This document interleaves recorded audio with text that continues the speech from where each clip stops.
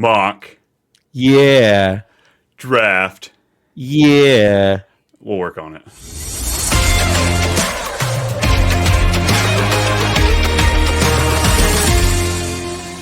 Yo, what's up, everybody? We are days away from the Fantasy Football Expo, and of course, we have to drop a mock draft episode here for you. It's Brian, it's Brandon, it's too much fantasy football. How you doing today, man?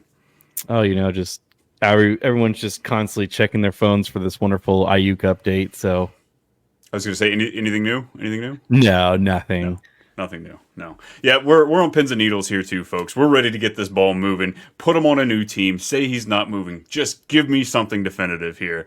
It's kicking my ass, but it looks like Pittsburgh's the front runner here. He's turned down New England. They're both pretending like they were the one that broke it up. I'm just constantly checking my phone. Nothing. I know it's nothing, folks. We try to do this at the moment so we could give you this breaking news right when it happens, but you know. We'll just go fuck ourselves, right? Yeah. Go to that mock draft.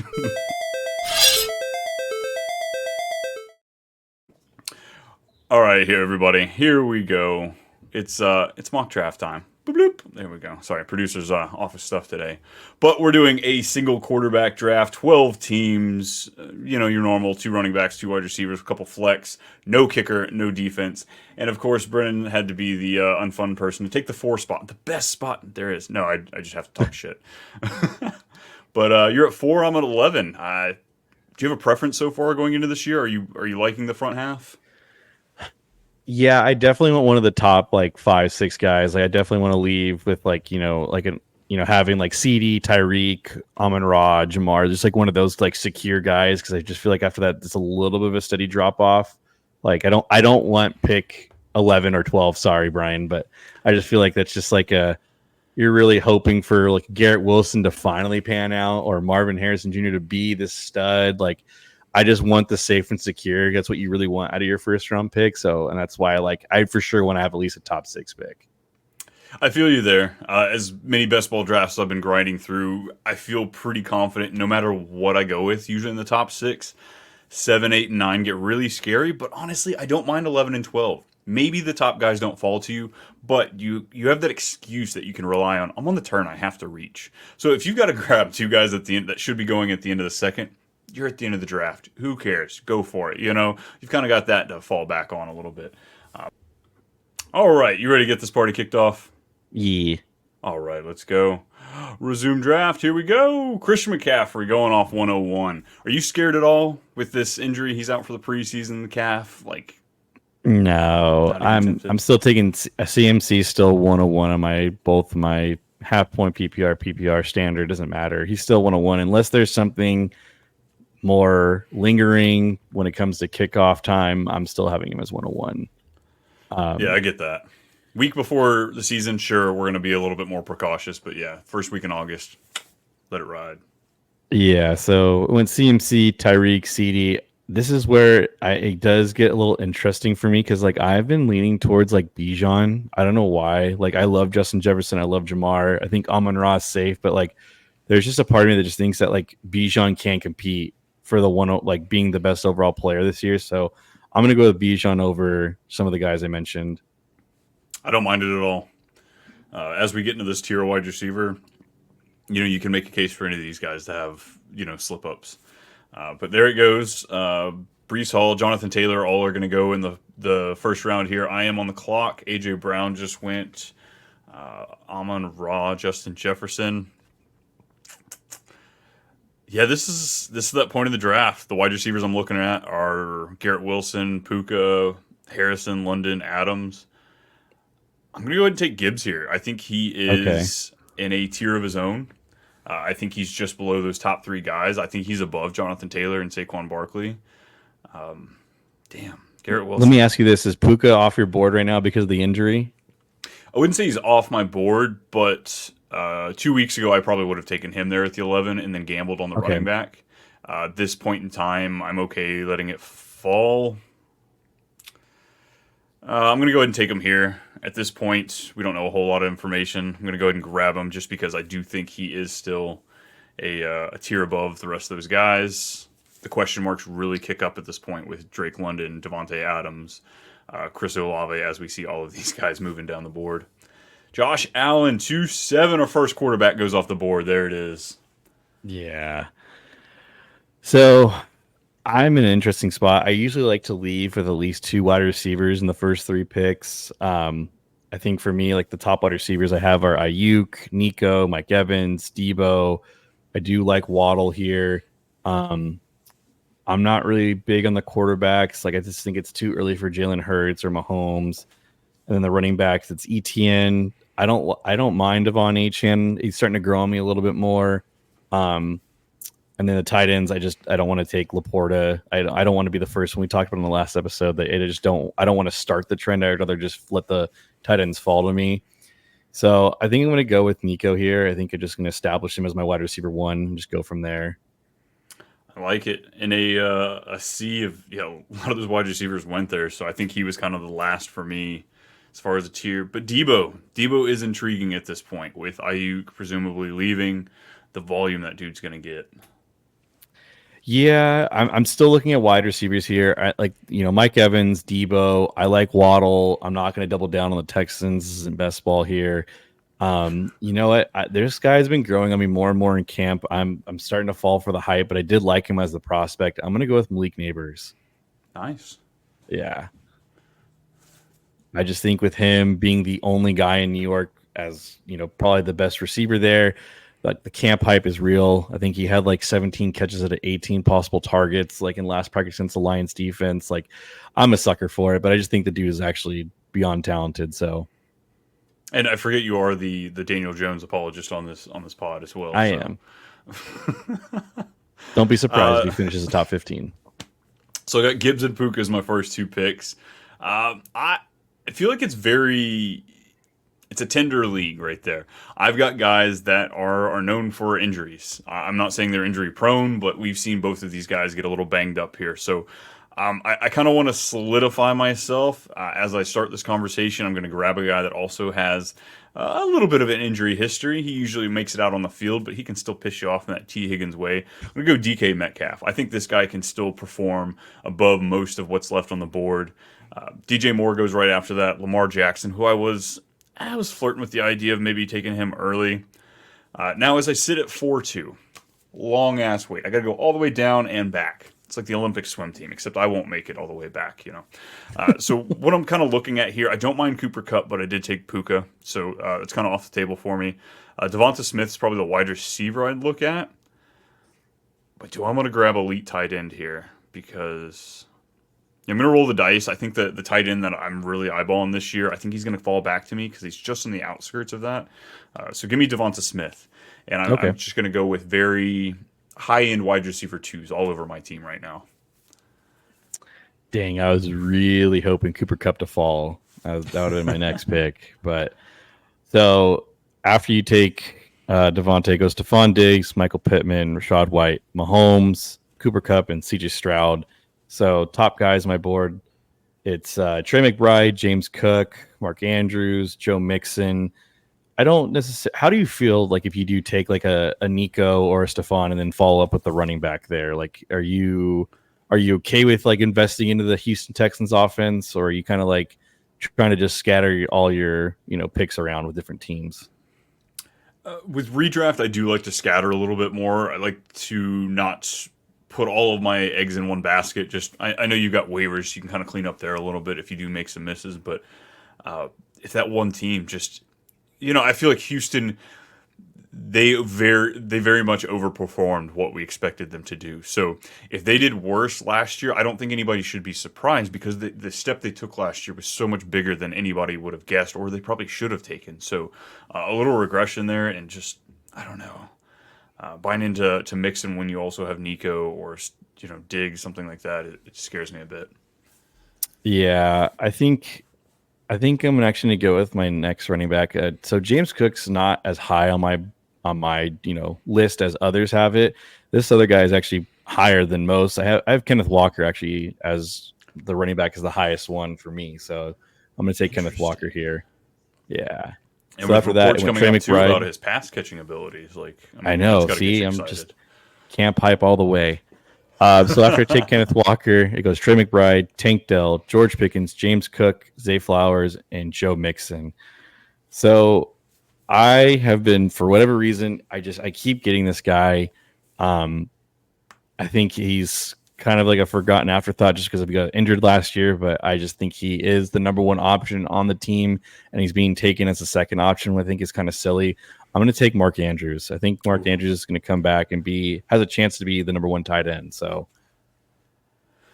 Yeah, he was. I was flirting with the idea of him with my fourth pick. Granted, it would have been a bit of a reach. I am on the turn a little bit, so I'm okay with that. But it looks like my plan worked. Two of the tight ends fell to me that I'm very, very content with taking. I am looking at this point. I've only got the one running back, Jameer Gibbs. I categorize him as, like I said, a little bit more of a fragile running back. So I don't want to go hero RB with the guy, but I just don't like the value right now of what's sitting here. We've got two tight ends that I absolutely love.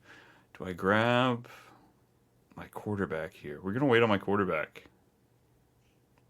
No, we're not. We're going to grab Anthony Richardson. Got him. Yeah, and we're going to go naked Richardson. I have no need to grab Pittman, to grab Josh Downs, who is hurt right now, add Nye Mitchell. Richardson sits great on a team uncorrelated, even in redraft where you're not exactly looking for that. Love it. I was hoping for Kyle Pitts, really hoping for him to fall to me. That was the tight end I was looking for. But with circumstances that we're looking at right now, Aiyuk's got 2 feet out the door. George Kittle. This guy is going to see so many more targets with the 130 that Aiyuk saw last year, 110 that he saw last year, up for grabs. So George Kittle, I don't intend for him to be stay in the 6th round like he is now, but hell of a big play guy. Okay, how upset would you be if Aiyuk stays on the team and then you kind of just took Kittle a little early? Yeah, I took him a little early, but again, I am on this turn, so Okay. I've got to wait 20 picks, so I'm not kicking myself for taking a onesie position just a little bit earlier because I am on this turn. Yeah, fair enough. So after you take Kittle, it went Dave Montgomery, Joe Burrow, Christian Kirk, Terry McLaurin, Rhamondre Stevenson, and Jaden Reed, the better wide receiver for Green Bay. So looking at the board here, so folks, we've talked about this before, but like look who's in front of you, right? And I do have one quarterback here. He's sitting there right in front of me, which I think I'm going to take because teams 1 through 3 haven't taken a quarterback, and I know for sure he wouldn't make it back. So I'm going to take Kyler Murray. I have him ahead of guys like Joe Burrow and even CJ Stroud. So I think there's a chance he can finish as a top 3 quarterback this year. And you pissed them off. You took the quarterback they held on their queue. Nobody took one there on the turn. Exactly. So after I take Kyler, it went Roma Dunze, who what's your temperature with Roma Dunze in redraft? Like, are you off? Are you in on him? I guess I'm not off in a talent sense, but I think I am off in just a price sense. We're getting him here in the 6th round. Yeah, it's in the back end of the 6th. So, the guys we're about to start grabbing are borderline lottery tickets. Most of them aren't going to hit, but the way I look at it, he is still the 3rd guy there. DJ Moore, obviously the number 1. He just got paid. Keenan Allen came in there to be a part of this offense. Caleb Williams, we don't see these quarterbacks necessarily throw for a lot of passing touchdowns. Even CJ Stroud, who came in and lit the league on fire, he didn't blow up as far as touchdowns go. So I just want to temper my expectations with this team. I don't like the OC, the guy coming over from Seattle. I can't believe he got another job, if we're being honest. And the Bears being such a fragile team right now as far as the coaching goes, like they kept this coaching, or the head coach, Eberflus, on while they bring in a new regime. So I don't know. I'm excited for next year. Don't get me wrong. Okay. Love Odunze's I'm future. right there with you.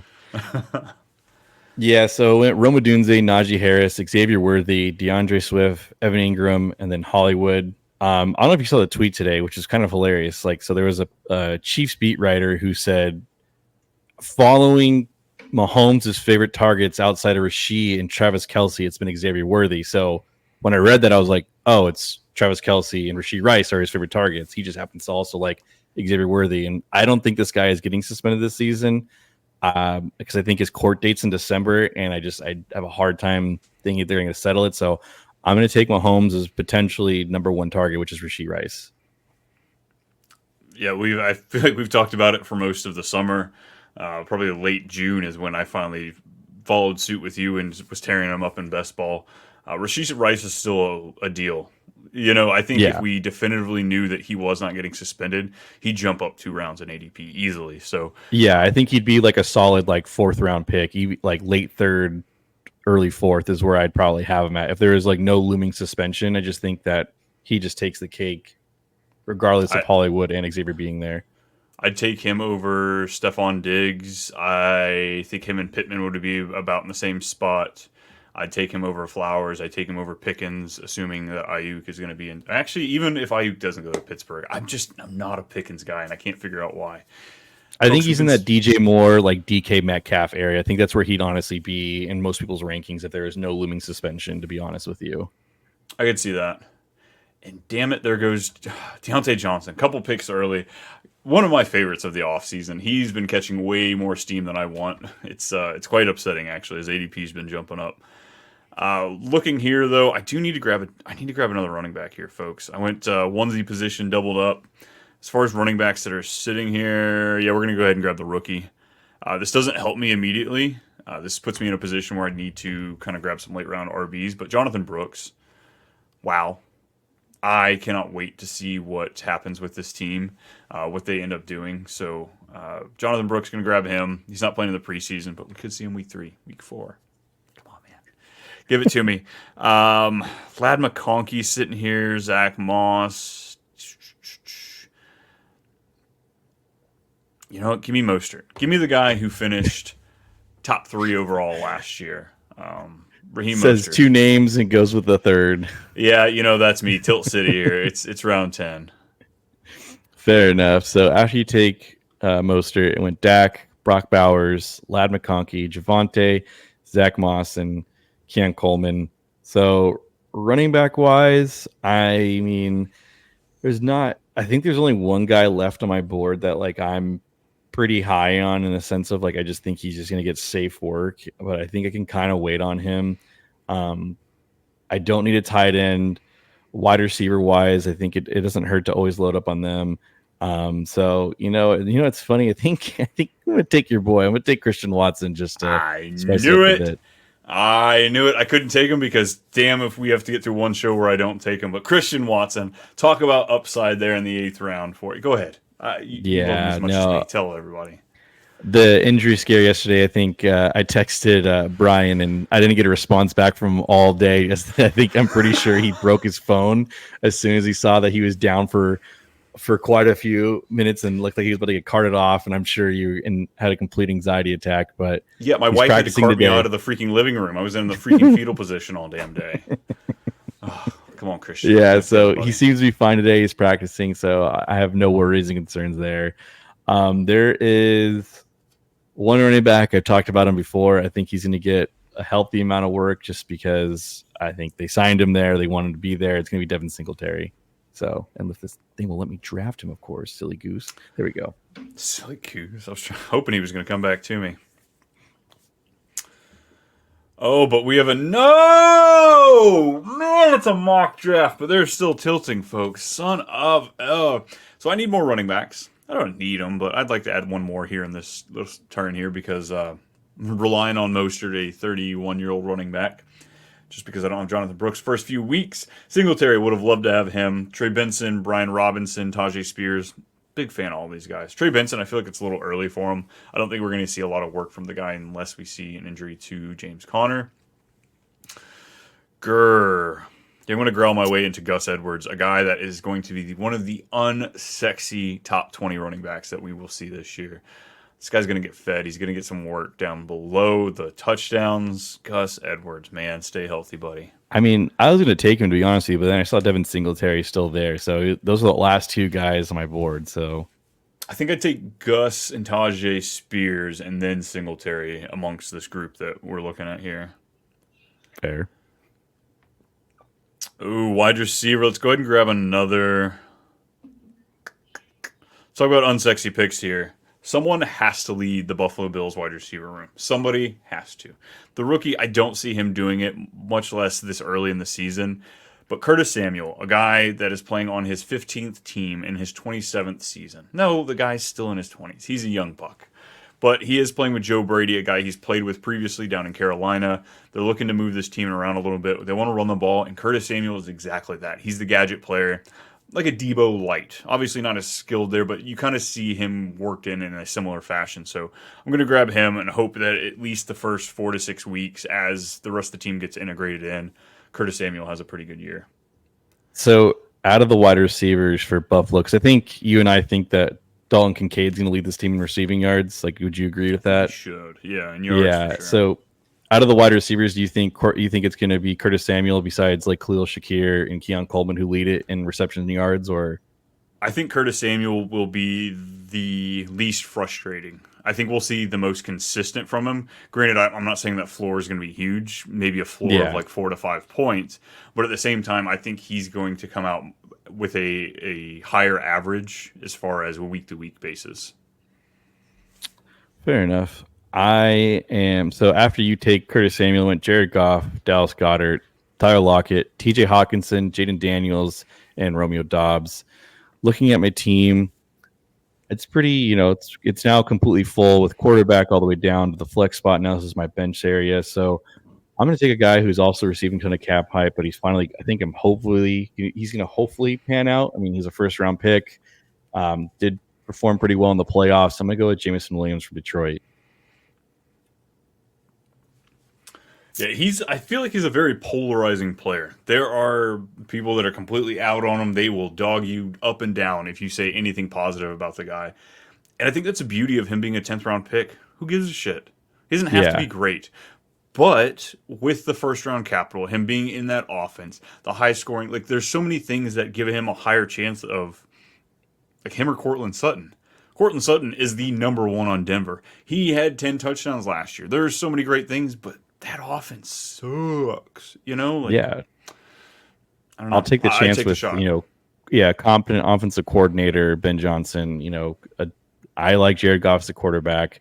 I think he'll have similar weeks to like what Rashid Shaheed had, where just like he just blew up on weeks, or he just had like, there 3 receptions, 100 yards and a touchdown, kind of like that Gabe Davis-esque type of player. But that's fine though. He's a bench player. I don't need him to be a starter. I just need him to know that he can at least put up points and hold him on my roster. So after Jake Jameson Williams, it went Dalton Schultz, Adonai Mitchell, who's now climbing up the board since Josh Downs has been injured with a high ankle sprain, Justin Herbert, Jerome Ford, Zeke Elliott, and then Cortland Sutton. Looking at running backs here, I see one guy who you might have mentioned in our hot takes. I'm going to go with Chuba Hubbard. I know for sure he's going to start for at least a couple weeks, potentially more, depending on if there's any step backs for your guy who you took, Jonathan Brooks. So at least I know I can start him in a pinch for the first couple weeks in the season.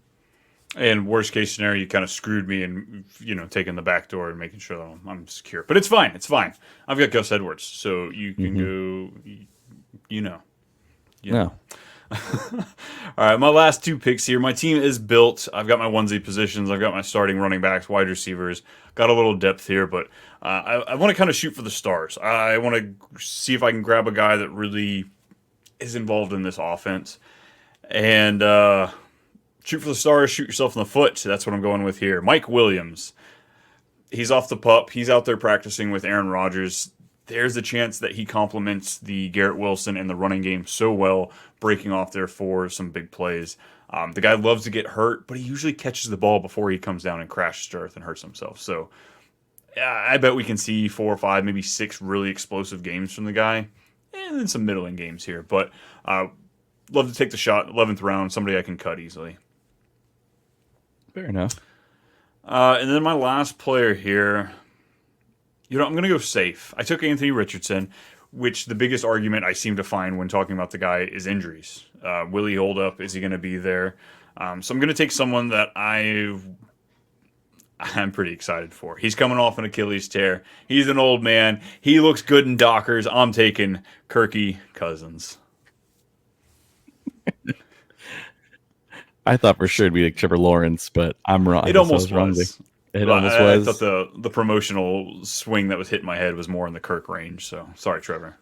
Fair enough. So after you take Kirk, it goes Luke Musgrave, Trevor Lawrence, Taysom Hill, Aaron Rodgers, J.K. Dobbins, and Kendra Miller. So I'm looking at one guy who I think is, I would say, a value, just because like you just don't know who's actually going to lead this team in receptions and yards.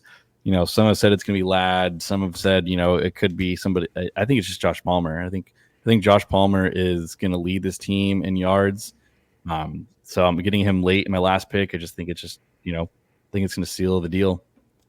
Well, and right now he's on the field. Ladd McConkey's dealing with a little injury, and Quentin Johnston, they can't push him off the field fast enough. Damn, talk about first round bust wide receivers. Like, there's just so much expectation on these guys, and he bobbled it. All right, let's check out these teams, see what the damage is. How'd we do? So my team, I've got Anthony Richardson at quarterback, Jahmyr Gibbs and Jonathan Brooks at running back, Puka Nacua, DK Metcalf, George Kittle, Devonta Smith, Raheem Mostert, Gus Edwards, Curtis Samuel, Mike Williams, and Kirk Cousins. I've got a fragile freaking team here. Top to bottom, whether it be my quarterbacks who are hurt or coming off an injury, my running backs, same situation. So this isn't a great mock. This is me not playing into the game theory well and making sure that I offset myself with consistent players. But hell, everybody's consistent until they're not, right? Yeah. Dude, putting a Band-Aid on an open wound on that team, man, let me tell you. Shut up. No. All right, you want to go through your team? Yeah, so for my team, my quarterback's Kyler Murray. My running backs are Bijan and Kenneth Walker. My wide receivers are Nico Collins and Malik Neighbors. My tight end is Mark Andrews. My flex spots are Rashee Rice, Christian Watson, and Devin Singletary. And my bench spots are Jameson Williams, Chuba Hubbard, and Joshua Palmer. All right, I like it. Would you trade teams? No. Oh, okay. Maybe. No, I don't hate your team. I don't hate it. Like, you've got strong pieces there with Kyler, Bijan, Nico, and Malik have some amazing upside. Mark Andrews is one of my favorite tight ends going into this year. So, I think as overall the game theory build, I'll give it to you. You beat me. You're making me blush. Thank you. Look, it doesn't happen often. It's only because we're not recording. Oh shit, we are recording. Dang it. But folks, this was one of our mini mock drafts. We'll be coming at you. We'll be trying to throw one at you every week so we can kind of keep it up to date with as the ADP rises, as it shifts. It's August 8th, the night that we're recording this, so we're going to see a lot of movement over the next couple of weeks, especially with the news, injuries, all that fun stuff. Before we get out of here, Brandon, you got any closing remarks for the folks? Want to let them know about anything? Yeah, so we do have a tournament coming up for our show for Too Much Fantasy Football. Just comment below saying you're interested. It's going to be single quarterback, 12 team. So we need 10 entry spots. Chance to win $100. One quarterback, 2 running back, 3 wide receiver, flex at a tight end, defense, and bench spots. No kickers, of course. $100 catches. You got to beat me or Brian in the championship round, or if we're even there, hopefully, which we should be. Just be me and him versus each other. Just comment below. Let us know you're interested. We'll send you a link invite. You can find me on X at FFANBMulk, and also the Facebook group page for Fantasy Football Advice Network. I'm there commenting on you guys' all your dynasty questions and your redraft questions, keepers, whatever you have. And of course, you can find me at @too_much_Brian on Twitter. I'm all over there trying to spread out anything I'm writing, anything video we're doing. Check us all over here on the Fantasy Football Advice Network, the YouTube page, the podcast, Too Much Fantasy Football, all the other shows we've got coming at you. And of course, FantasySportsAdviceNetwork.com. You want to leave Twitter, you're ready to leave Facebook, all of these toxic social medias. We've got one specifically designed for fantasy football. Bring you all the toxicity. None of the toxicity. I can't remember. Whatever you want, we'll have them both. If you want something toxic, I'll get in your comments. I'll hit your DMs. I got you. I'll be right there for you. But come on over, FantasySportsAdviceNetwork.com. We'll have a great time. But until next time, it's we got to go. Yeah, we got to go. Later.